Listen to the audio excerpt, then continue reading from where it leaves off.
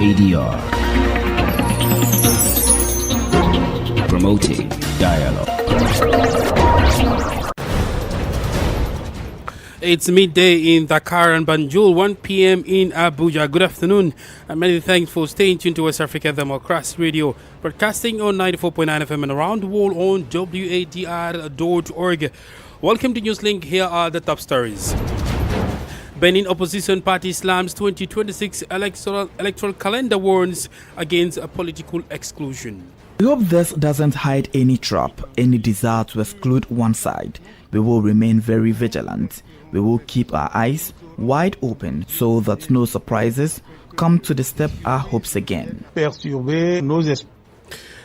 and Mali both border cooperation to ease movement of people and goods. ECOWAS Authority Chair President Madabio visits the Gambia ahead of AU's imminent withdrawal from the regional bloc. And Chadian opposition Transformers Party called on President Déby Itno to pardon its founder Masra. It is true that this condemnation falls on us like a hammer blow, but it is not an obstacle to the struggle we are waging. The party is not just about one person. It is an ideology that is not just about one person. The Chadian people thirst for justice. The Chadian people thirst for security. Please stay tuned for details of these stories and more. West Africa Democracy Radio. It's you speaking. My name is Sankule Janko. We are glad you've joined our broadcast. We begin in Benin, where the major opposition party, the Democrats, is reacting to the electoral calendar recently unveiled by the National Autonomous Electoral Commission for the 2026 general elections. The party expresses particular concern about the candidate sponsorship system. It previously criticized the postponement of the deadline for the withdrawing sponsorship forms, originally set for the end of July, a deadline which has since been extended to September 2 following public pressure. Imo Edet has the details in this report. The opposition party, the Democrats, says it will remain vigilant in questioning the ongoing procedures leading to the 2026 general elections. It alleges that there are individuals with numerous tricks up their sleeves ahead of the polls. Basile Ahosi is one of the vice presidents of the Democrats and a member of the National Assembly. We believe this is already a small step forward. We have begun at the level of the Democrat Party to question the direction things are taken, given that we are facing people who have more than 1,000 tricks up their sleeves. We hope that the timetable that has been published will give us a definitive answer to how the process will unfold. We want to believe that the procedure that has been launched will proceed without a hinge to its conclusion. Since the electoral code adopted in March 2024, opposition parties in Benin continue to raise considerable suspicion, particularly regarding the conditions of allocating seats in parliament, which require a party to obtain at least 20% of the vote in all 24 constituencies. The opposition fears that there may be a maneuver to exclude political actors from the electoral process, similar to the 2019 when opposition parties were excluded from participating in the legislative elections. In this context, Ahosi says, we hope this doesn't hide any trap, any desire to exclude one side. We would like to lend them good faith in the hope that President Talon is leaving will forget the psychodrama of 2019 and allow the political class to rediscover all the conviviality that characterized elections in our country. We will remain very vigilant. We will keep our eyes wide open so that no surprises come to disturb our hopes again. According to the electoral calendar published by the Seni, the first round of the presidential election in Benin will take place on Sunday, April 12, 2026. If a second round is necessary, it will occur on May 10, 2026. The official registration of candidates will occur between October 10 and 12, 2025, while provisional lists of candidates will be published on October 26, 2025, and the final list will be released on October 31, 2025.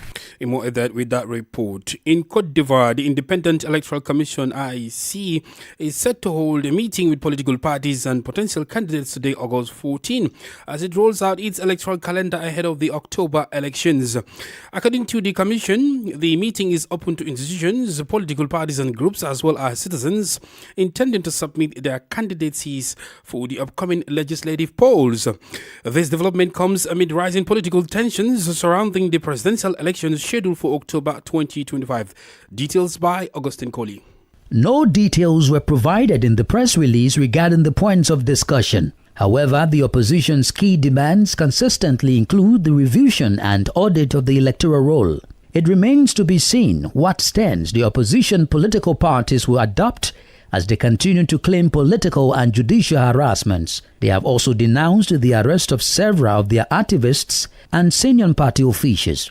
On Sunday, August 10, Fabrice Lagore, the National Technical Secretary in charge of political marketing for the PPACR, walked off the program 360 on the new Ivorian channel in protest over the arrest and detention of his fellow party activists. As in 2021, 255 parliamentary seats are up for grabs by various political parties and groups. In the previous elections, the ruling rally of Ufuetists for Democracy and Peace, RHDP, secured a sweeping victory, winning 137 seats, equivalent to 53.72% of the National Assembly. Augustine Coley with that report. Meanwhile, the latest Afrobarometer report highlights concerns regarding youth participation in Africa's democracy. The 2024 study indicates that young people across the continent, including those in Ghana, are less engaged in voting, community meetings and other civic activities compared to older generations. The only area where youth saw significant involvement is in protest. According to the report, these generational gaps emphasize the challenge of political participation on the world's most youthful continent, especially if governments fail to establish channels for meaningful engagement. Nadi Ditete reports. The report, based on more than 53,000 face-to-face interviews across 39 African countries, reveals that people aged 18 to 35 are far less likely to vote, join community meetings, or contact leaders compared to older citizens. The biggest gap is in voting, where youth are 18 percentage points less likely to cast their ballots. Countries like Senegal, Cameroon and Zimbabwe recorded the widest differences, while Ghana's figures also reflected their generational divide. When it comes to other forms of civic engagement, young people are less likely to feel close to a political party, attend meetings, or work with others to raise issues. However, the trend changes when protests are involved. In several countries, including Tunisia and Sudan, youth protest participation is significantly higher than that of older citizens. Afrobarometer says the findings are a warning sign for Africa, the most youthful continent. Without creating more meaningful opportunities for political involvement, governments risk alienating a generation that may prefer taking grievances to the streets rather than the ballot box. For WADR, Nadiri Tete, Accra. More stories coming up on West Africa Democracy Radio. Newslink continues. Sierra Leonean President Julius Maada Bio, who currently serves as chairman of the ECOWAS Authority of Heads of State and Government, is expected in the Gambia this Thursday, August 14, 2025, for an official visit. According to a press statement from the Gambian State House, President Maada Bio will arrive at the Banjul International Airport at 2 p.m. He is scheduled to meet with President Adama Barrow at State House, followed by a private lunch. The future relationship between ECOWAS and the Alliance of the Sahel States, AES, is expected to feature in discussions between the two leaders. President Maada Bio's visit to Banjul comes on the heels of similar diplomatic engagements in Togo, Ghana and Côte d'Ivoire, where he held talks on regional matters, including the future of ECOWAS. Less than 2 months before the official withdrawal of the AES member states from the organization. In some matters of security and trade, let's now focus on Guinea and Mali, which are working on border cooperation to enhance the movement of people and goods. A technical meeting was held on Thursday in Conakry to address this issue.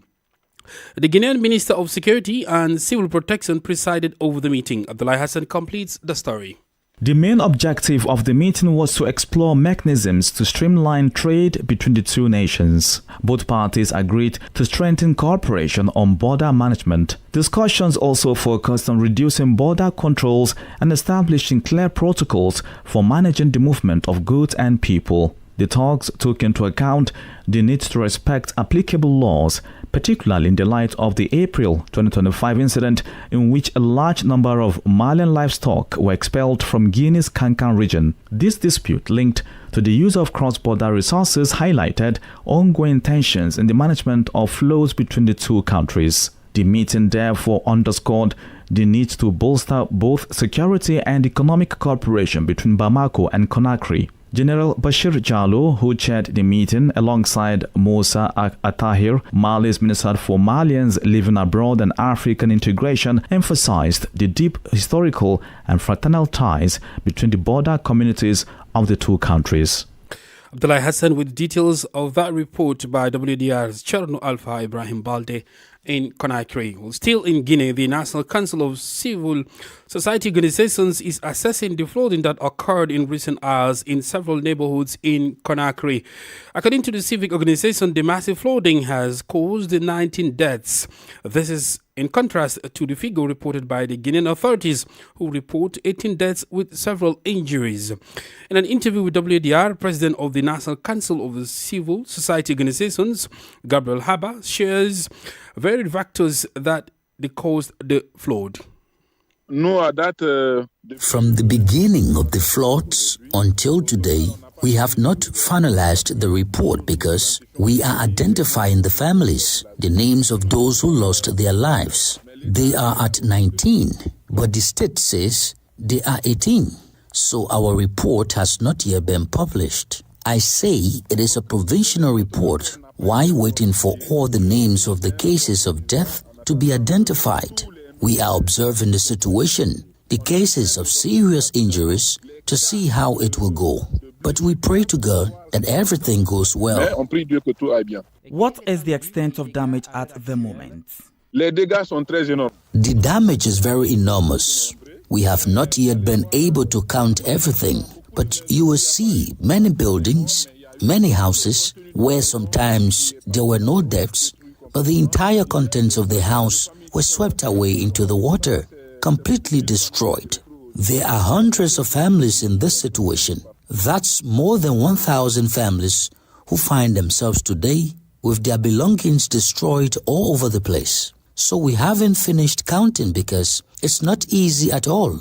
We do it with our own means, not with the support of a partner. So it's through our own contributions. And when we go to the families ourselves, we make sure that these families who are in distress, we contribute to helping them through aid, through modest envelopes, to allow them to find new homes while waiting for the state to intervene.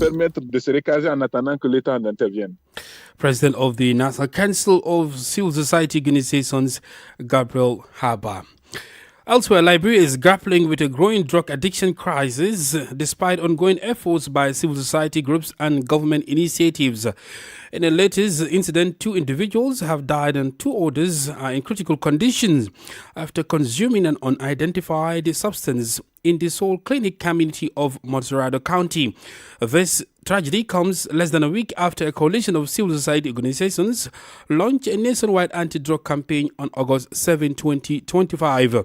The coalition called on the government to take urgent action to curb the rising number of young people falling victim to drug abuse across the country. WDR's Monrovia correspondent Abraham Parker reports. Since the August 7 Say No to Drugs march, community residents across the country have begun demolishing structures believed to host drug dealers and users, highlighting the populace's desperation for solutions. However, this approach lacks the support of a robust policy. A recent incident on August 13 in the Soul Clinic community of Montserrado County saw 2 drug users died and 2 others require urgent medical attention after consuming an unidentified substance. Amidst the grief, community members are urging the government to take a decisive action to prevent a further loss of the younger generation. All these people that are in a fight against drugs, are we waiting to lose a whole generation to drug abuse before we be intentional about the fight? We said it now, we know that people are selling the drugs in our community. We won't do nothing. We say we're waiting for performance before we can react. Liberia, wake up. A little boy that his family took for rehabilitation a few months back. He got well, he came back. Just take for prevention for any fight against drugs. Meanwhile, the chairperson of the Independent National Commission on Human Rights, Councillor Dempster Brand, is urging leaders within the Mano River Union to collaborate on strategies to combat drug use, which is eroding the fabric of African society. According to experts, the fight against drug addiction requires an approach encompassing not only community-led initiatives and government policies, but also regional cooperation to stem the tide of this growing crisis. For Newslink on WADR, Abraham Parker, Monrovia.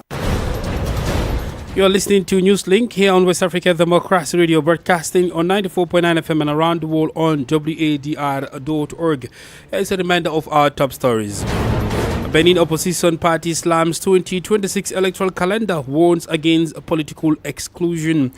Guinea and Mali boost border cooperation to ease movement of people and goods. ECOWAS Authority Chair President Madabiu visits the Gambia ahead of AE's imminent withdrawal from the regional bloc. Still ahead in the news, Chadian opposition Transformer Party calls on President Déby Itno to pardon its founder Masra. We have the press review, guest interview and sports.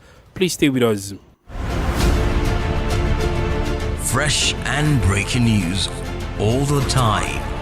Hear it first as the news breaks, only on West Africa Democracy Radio. Newslink continues. The opposition Transformers Party in Chad is urging President Mahamat Idris Déby Itno to pardon its political leader Success Masra, who is facing 20 years prison sentence. Masra, a former prime minister, was sentenced on August 9 to 20 years in prison and ordered to pay 1 billion CFA francs in damages to the Chadian state. The charges against him include disseminating hateful and xenophobic messages and complicity in murder in connection with the Dakar intercommunal conflict, which claimed 42 lives last May. Masra's legal team has until August 19 to file an appeal. While viewing the imprisonment of its founder as a major blow, the Transformers Party is urging President Mahamat Idris Déby Itno to reflect on the political situation and grant Success Masra a full pardon. Ndomlemba Njaseda, the party's vice president in charge of political affairs, bilateral relations and diaspora, insists that Masra is innocent of all charges against him. It is true that this condemnation falls on us like a hammer blow, but it is not an obstacle to the struggle we are waging. The party is not just about one person. It is an ideology that is not just about one person. The Chadian people thirst for justice. The Chadian people thirst for security. The Chadian people thirst for equality. The Chadian people need to eat. And these are the values that we defend beyond the individual. We will organize ourselves to continue the struggle. The lawyers are preparing to appeal, and we hope that during the appeal, the judges will walk out the front door realizing that they made a decision that makes no sense. We are very disturbed, and we will continue to fight as long as we have this breath in us, so that justice is done to our president, Success Masra. We are not hoping for a pardon. We will ask the president to look within himself for some introspection and to examine the political landscape to grant Success Masra a full pardon. It is simply enough for the judges to be able to review this sentence, since President Masra is not guilty of what he is accused of. While Ndolembai Njaseda is vice president of the opposition, the Transformers Party in Chad. This is the Newspaper Review. Stay abreast and find out what the top stories are in your country. This is the Newspaper Review. The Newspaper Review. Let's join Nadidi Tete from Accra for the press review. Greetings, welcome to the Newspaper Review segment. We'll start off with the Daily Graphic newspaper front page. Equip armed forces to deal with disasters. Former National Security Minister. Also here, investigating crashed helicopter. Military invites experts and manufacturers to examine black box. Other stories here, stronger legislation needed for forensic DNA testing. This is according to an expert. And finally, vigil held at Burma Camp and Takrade for departed patriots. The Ghanaian Times newspaper front page, helicopter crash, state funeral for victims tomorrow, and we are ready for Akwitia by-election on September 2. That's according to the Electoral Commission. They are assuring Ghanaians on that. The Daily Guide newspaper front page, Baumia picks nomination forms, calls for clean campaign. Other stories here, helicopter crash, Tokonu lays wreath and signs book of condolence. And police arrests NPP serial caller over gun claims. The Daily Democrat front page, Vice President calls for unity in African politics and NPA to close unlicensed petroleum outlets. The Business Analyst front page, helicopter crash, Ghana Journalists Association commiserates with Ghana Armed Forces. Also, Bank of Ghana engages banks on FX auctions and liquidity concerns. And Ghana targets $2 billion palm oil import reduction with red gold policy. The Daybreak newspaper front page, mob attacks IGP anti-Galamsey task force and focus on ideas, not insults. Baumia tells NPP flag bearer hopefuls. And chopper crash, Chief of Defense Staff speaks out. We'll end with the Hawk newspaper front page. Nation in mourning, state funeral for 8 fallen heroes tomorrow. That'll be it for the Newspaper Review segment. Is back to you in the studio. Thank you very much, Nadidi Tete, with the press review in Ghana. Politics, analysis on major news, social matters, and all. This is A Guest. Well, our guest interview takes us to Benin, where the major opposition party, the Democrats, is reacting to the electoral calendar recently unveiled by the National Autonomous Electoral Commission for the 2026 general elections. The party expresses particular concern about the candidate sponsorship system. It previously criticized the postponement of the deadline for the withdrawing sponsorship forms, originally set for the end of July, a deadline which has since been extended to September 2, following public pressure. Our guest is Gafudu Sakpoho, an independent journalist and political analyst in Benin.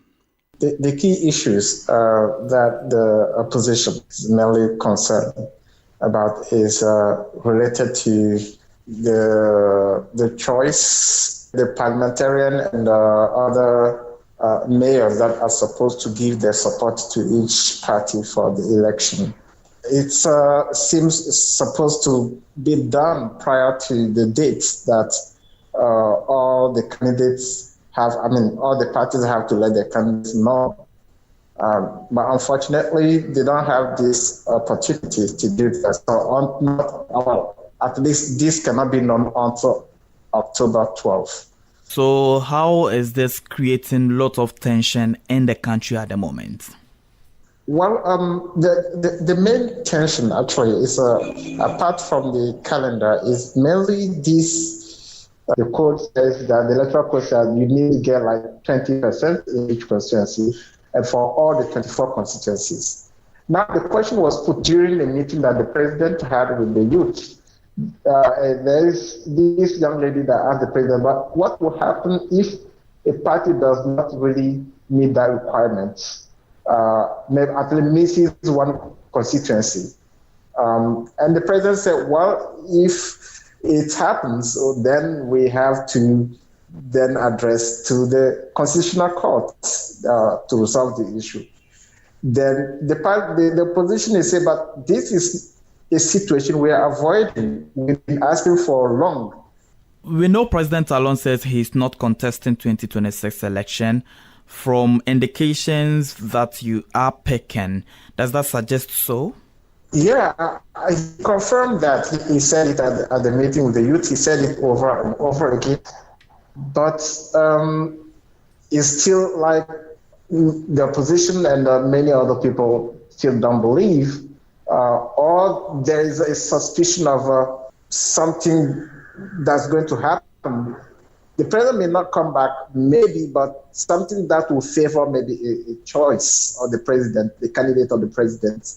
While the electoral calendar is open for citizens or for electorate to go and then cross-check their names, are there provisions made by SENA, the National Autonomous Electoral Commission, to rectify any anomalies that any voter may have come across?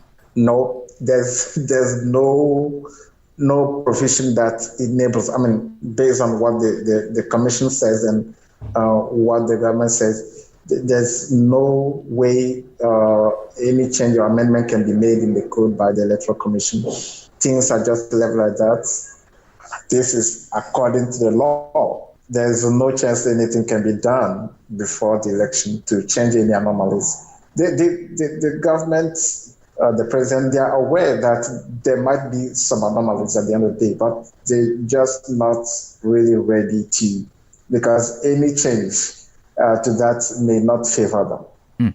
And so does that suggest that if, let's say, a particular voter is supposed to vote in constituency A and then his name is not in the electoral list in constituency A but rather in constituency B, which may disenfranchise that particular voter, there is no space for any correction for name transfers and stuff like that in this particular calendar released?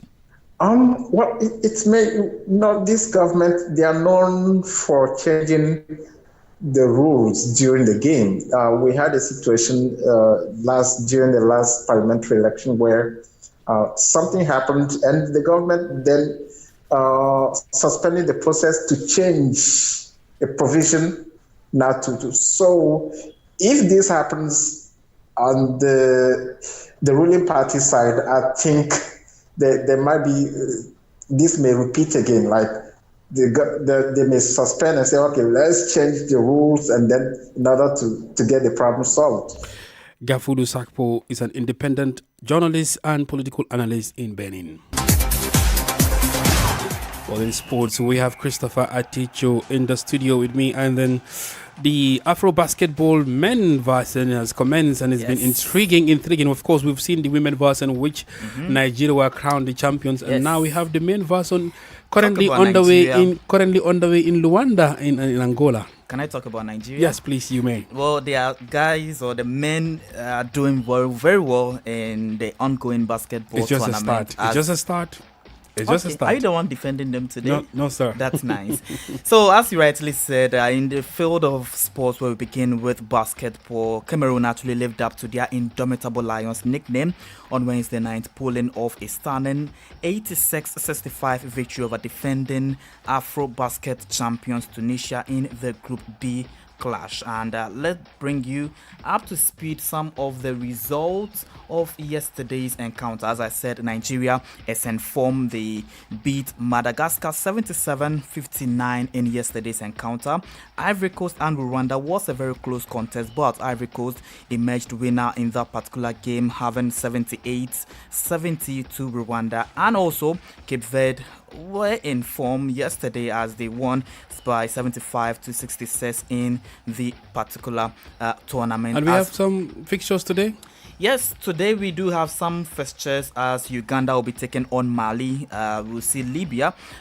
Egypt would also be taking on Senegal as well. And then Guinea would also be taking on Angola in today's games as well. Of course, Christopher, as you just mentioned about basketball, quickly take us through, of course, yesterday's results in the African Nations Championship. Chan currently going in Tanzania, Uganda, and Kenya. Yes, talk about Chan ongoing. Yesterday, Madagascar was in form yesterday as they took on Central African Republic, defeating them 2-0, and also Mauritania locking horns with Burkina Faso, but showing that they are the men of the day by winning a lone 2-0 over Burkina Faso. And today as well, there are some fixtures as Morocco will be taking on Zambia, and then Angola would also be taking on the Democratic Republic of Congo. All right, that's it for Sports All with Christopher Atichu. Thank you very much, Christopher Atichu. Well, we've come to the end of this edition of Newslink here on West Africa Democracy Radio, broadcasting from Dakar, Senegal. Thank you for listening, and many thanks to Mustafa Sek and Omu Danyogo for the technical assistance. Do interact with us via our social media platforms, X and Instagram at WADR News, and on Facebook, WADR English Service. Coming up at the bottom of the hour is WADR's Environment Program, Enviroscope with Abdullah Hassan. I am Sankule Janko. Good afternoon. And many thanks to you for listening to Newslink via Hot 104.3 FM, Newmi FM 94.0, Hilltop Radio 104.7 FM, and Veritas Radio 102.9 in Banjul, the Gambia. We also appreciate our listeners in Liberia via Alternative Youth Radio 98.9 FM, Lofa County, Radio Kagama 94.5 FM, Niba County, DCN Radio 91.3 FM, Riverside County, Wakat FM Radio, Banga, Liberia, Radio Baf FM 91.3 Sierra Leone. For you listening via Radio Pad 95.1 Damango, Savannah region, and on Royals FM 104.7 Wenchi, Ghana, we say a big thank you. Remember, West Africa Democracy Radio is all about you, your views, and your opinions.